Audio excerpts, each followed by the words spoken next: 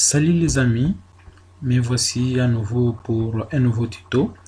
Comme vous le voyez, le thème d'aujourd'hui, je vais vous montrer comment rendre un flash disque bootable en ligne de commande. C'est-à-dire comment vous pouvez vous servir des commandes pour pouvoir rendre votre flash bootable. Alors, qu'avons-nous besoin? Nous avons besoin d'un flash disque qui doit être vide parce que l'opération, effectivement, si c'est un flash qui a des données, les données seront effacées. Nous avons besoin donc d'un flash vide. Vous avez également besoin de disponibiliser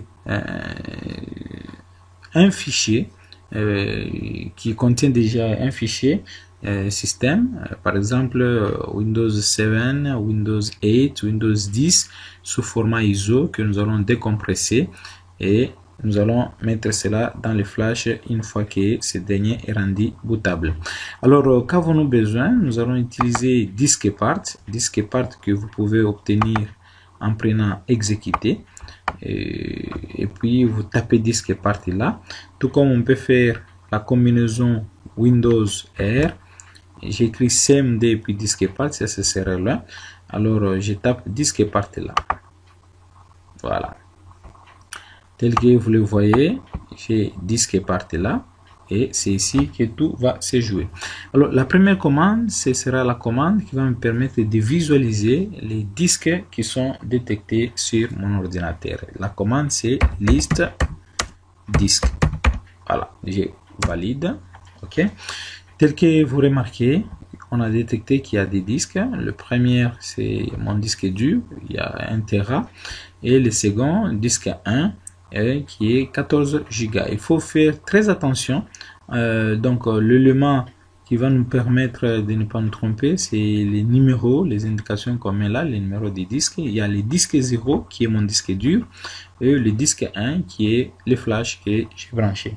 Alors je vais sélectionner le flash en question. Quelle est la commande? C'est très simple, je tape select espace disque espace 1. Il ne faut pas coller disque le numéro du disque, ça doit être séparé. J'ai fait enter. Voilà, on me dit les disques et maintenant le disque 1 et maintenant les disques sélectionnés. Très bien. Bien, après cela, je dois maintenant lancer la commande pour effacer le contenu de mon flash. Voilà, c'est la commande clean et je tape. Voilà, on me dit le disque a été DiskPart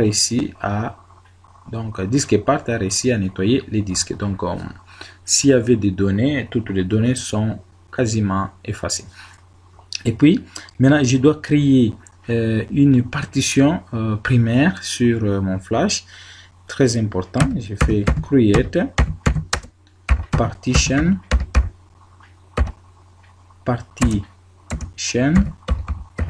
espace primary.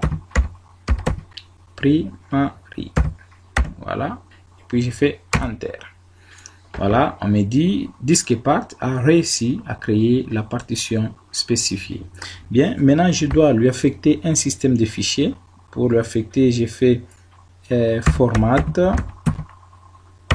espace fs égale ntfs. Donc je lui affecte le système de fichiers ntfs pour que l'opération de formatage qui va déclencher bien sûr l'affectation d'un système de fichiers ne me prenne pas plus de temps. Je mets quick. Voilà, et puis je fais enter. Je vais attendre jusqu'à ce que ça soit 100%.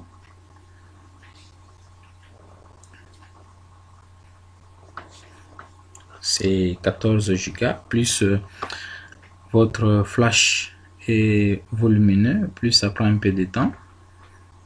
Voilà, là nous passons. Voilà, il a fait les 100%. Donc il a terminé, il a affecté les systèmes de fichiers. Vous voyez même là, c'est comme s'il vient d'être branché à nouveau. Voilà, maintenant je dois l'activer. J'active le flash avec la commande active. Je fais enter, il est activé et je demande qu'on puisse lui assigner une lettre.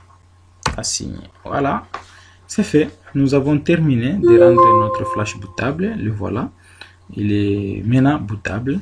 Et je tape la commande excite pour quitter mon utilitaire. Bien, nous avons terminé de rendre notre poste bootable. Je vais entrer dans mon gestionnaire de disques. Voilà, il est là. Il est déjà. Je fais clic droit. Voilà, le système de fichiers est là. Donc, il est NTFS comme j'ai affecté le système de fichiers. Mais jusque là, il n'y a rien d'apparent que vous voyez qui montre effectivement que le flash est bootable. Mais vous le verrez lorsque vous allez mettre un système dessus. Voilà, et puis vous pouvez aller dans vos systèmes. Au système, bon, ici c'est chez moi, sûrement vous n'aurez pas la même configuration.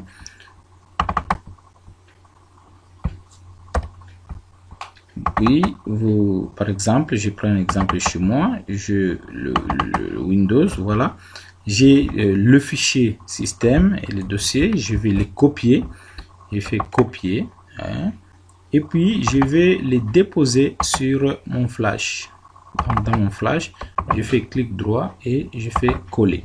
Voilà, c'est simple. Une fois que cette opération de coller se termine, j'éjecte mon flash. Alors, je peux booter à partir de ce flash sur n'importe quel ordinateur qui supporte le démarrage via les ports USB. Voilà, nous sommes arrivés à la fin de notre tuto. N'hésitez pas à déposer toutes les questions pour toute inquiétude que vous avez sur ma chaîne YouTube. Merci, à plus tard.